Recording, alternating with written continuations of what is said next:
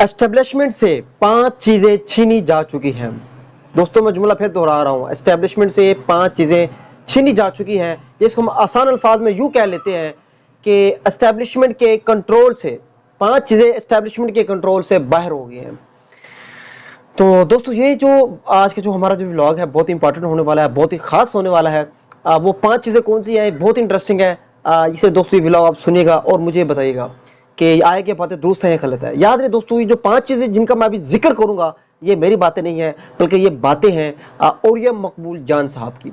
तो चलो दोस्तों शुरू करते हैं। सबसे पहली जो चीज है स्टेबिलिटी, कि मुल्क के अंदर स्टेबिलिटी या मुल्क के अंदर पॉलिटिकल स्टेबिलिटी, कि सियासी जो एक कह लें कि जो साजगार माहौल है, सियासी अमन और सुकून है, वो अब एस्टेब्लिशमेंट के कंट्रोल से बाहर हो चुका है।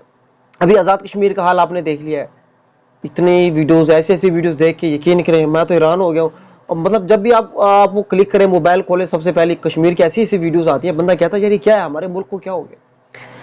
पंजाब का हाल, सूरत हाल आपके सामने है। बलूचिस्तान का जो सूरत हाल है, अल्लाह माफ करे, वो भी आपके सामने है। बाकी पूरे मुल्क का जो सूरत हाल है वो आपके सामने है। कराची में जो कुछ हो रहा है वो भी आपके सामने है। तो स्टेबिलिटी नाम की चीज कहीं भी आपको नजर नहीं आ रही।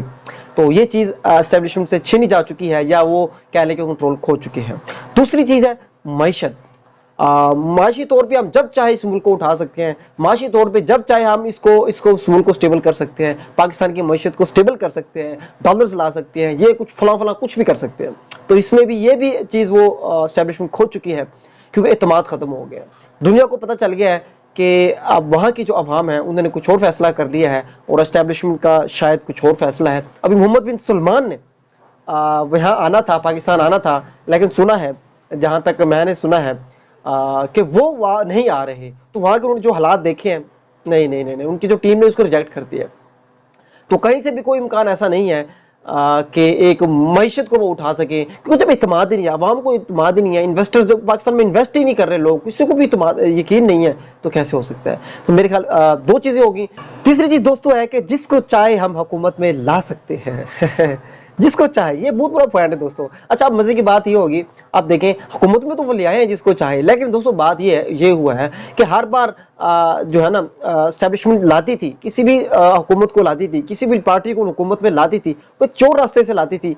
लेकिन जब वो चोरी करती थी तो किसी को भी मालूम नहीं होता था, वो चोरी पकड़ी नहीं जाती थी, बल्कि हर बंदा सिर्फ शक शुबे में रह जाता था, शक शुबे में कि यार हाँ यार शक शुबा है, हो सकता है ये लाई है, वो एक शक शुबा था। लेकिन दोस्तों इस बार ये हुआ है कि वो एस्टेब्लिशमेंट जो चोरी कर रही थी, जो इलेक्शन चोरी कर रही थी, वो पकड़ी गई है। और सरेआम इतना पकड़ी गई है कि मुझे वो बताने की ज़रूरत नहीं है। तो अब नेक्स्ट टाइम उनके लिए कोई हुकूमत लाना, बल्कि ये हुकूमत भी सबको पता आ गई है, लेकिन नेक्स्ट टाइम तो आप भूल ही जाएं कि ऐसी हुकूमत वो किसी भी तरीके से लाएंगे। अगर ले आएंगे तो उसको चला नहीं सकते। तो ये 3 पॉइंट हो गए। चौथा पॉइंट ये है दोस्तों, जुडिशरी है वो एस्टेब्लिशमेंट के कंट्रोल से भी बाहर हो गई है। तो जुडिशरी भी खड़ी हो गया है। उन्होंने भी, आपको पता है, जो 6 जजेस हैं, 7 जजेस हैं, उन्होंने खत लिख दिया है और ये उनके जो मामलात हैं वो सब आपके सामने हैं। तो दोस्तों ये वो बातें थी, ये मैंने आपको 4 पॉइंट्स आपको बता दिए हैं। स्टेबिलिटी, मईशत, और जो इलेक्शन का जो है जिसको चाहे ला सकते हैं। चौथा, जुडिशरी जो कंट्रोल में थी वो भी अब कंट्रोल में नहीं रही, सिर्फ एक वो शख्स है वो बैठा है उसका भी कोई पता नहीं है।